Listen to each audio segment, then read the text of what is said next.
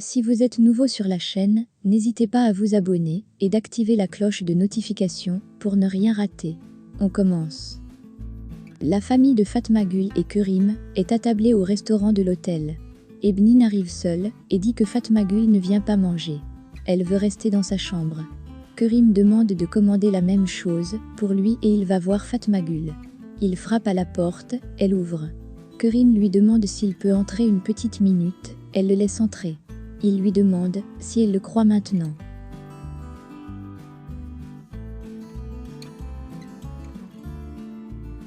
Fatma Gül dit être vraiment en colère lorsqu'il l'a vue avec l'un d'eux. Elle a recommencé à angoisser, ensuite elle s'est demandé pourquoi elle était si en colère. Elle était persuadée que Kerim était un des leurs.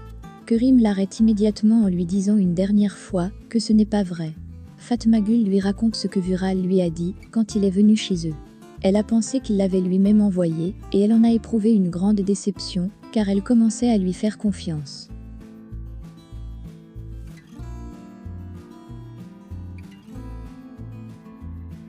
Kerim est persuadé que Vural racontera toute la vérité au tribunal et dit à Fatma Gül « J'ai beaucoup d'espoir pour nous deux et aussi qu'il s'en fiche d'aller en prison, il ne veut pas vivre loin d'elle. » Il lui demande de ne pas divorcer, de ne pas l'abandonner. Elle dit qu'elle ne sait pas ce qu'elle fera après. Venir ici la remue beaucoup, c'est comme si elle n'avait jamais vécu là, elle dit que sa maison lui manque.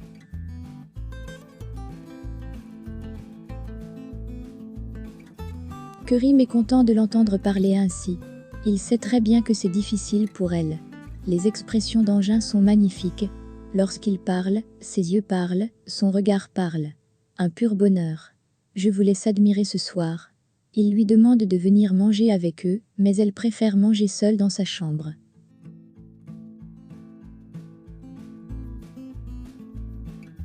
Mustapha entend parler Fatma Gül dans sa tête. Elle lui reproche de l'avoir lâchement abandonnée, alors que Kerim a fait preuve d'un grand courage en l'épousant et en l'aidant. Il n'a pas eu peur ni des gens, ni pour sa réputation. Il n'a pensé qu'à elle. Il sait qu'il ne s'est pas comporté comme il aurait dû, mais il a tout fait pour essayer de racheter sa faute. Pendant ce temps, Fatma Gül regarde son alliance avec un petit sourire.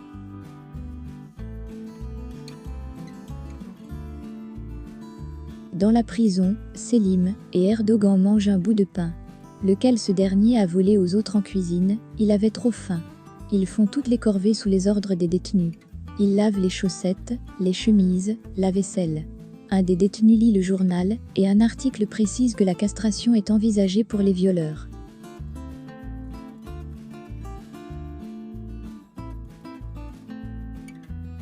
Munir est venu s'entretenir avec Erdogan, il ne vient uniquement que pour savoir où est le flingue qu'a demandé Mustapha.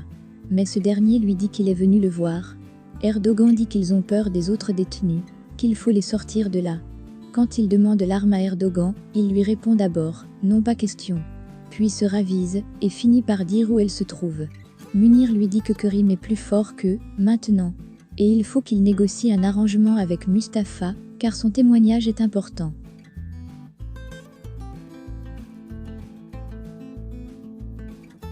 Kadir et Ebnine se promènent dans des lieux qui lui sont chers, elle lui parle de sa mère et du nom de toutes les fleurs qu'elle lui a appris. Nostalgique de sa vie avec sa mère, elle l'évoque tout émue. Elle lui raconte aussi l'enfance de Kerim. C'était son rayon de soleil. Depuis, cette tragique histoire a changé bien des choses.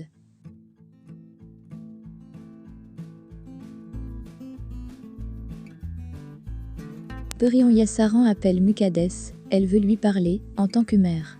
Elle lui dit « Vous ne pouvez pas gagner cette affaire, c'est peine perdue ». Elle essaie de corrompre Mukaddes pour l'acheter. Mais cette dernière se défend et lui dit « Vous allez perdre, ne me rappelez plus ».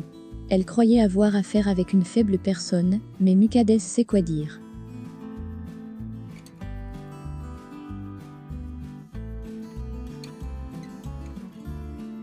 Munir appelle Mustapha et lui dit qu'il sait où se trouve le flingue. Mais il lui demande ce qu'il a en tête. Il faut qu'il reste calme et ne fasse de bêtises. Surtout ne pas aller voir Fatma Gül et Kerim, qui se trouvent également au village. Mais Mustapha ne savait pas que Kerim et les autres étaient également là.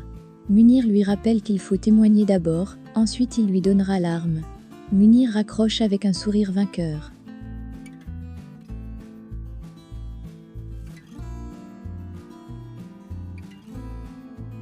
Au cimetière du village, Fatma Gül et son frère, aidés de Kerim, sont venus nettoyer la tombe de leurs parents.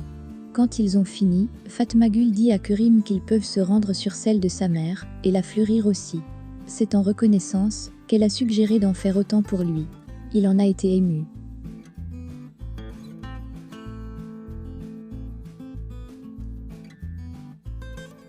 Munir appelle Reza pour l'informer où se trouve le flingue et lui demande d'aller le chercher. Il a déjà tout arrangé. Il enverra même le code du coffre-fort d'Erdogan. Mustapha fait le tour du village et finit par apercevoir Ebnine et Kadir, qui marchent côte à côte. Il a repéré leur hôtel. Mukaddes s'inquiète suite à l'appel de Perihan et pose quelques questions à Kadir.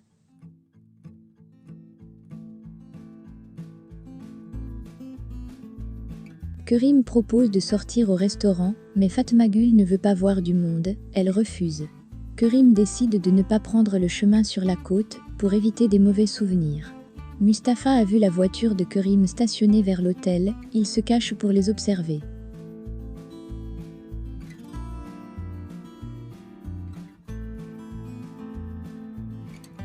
Kadir dit que la reconstitution se passe demain, sur les lieux du viol.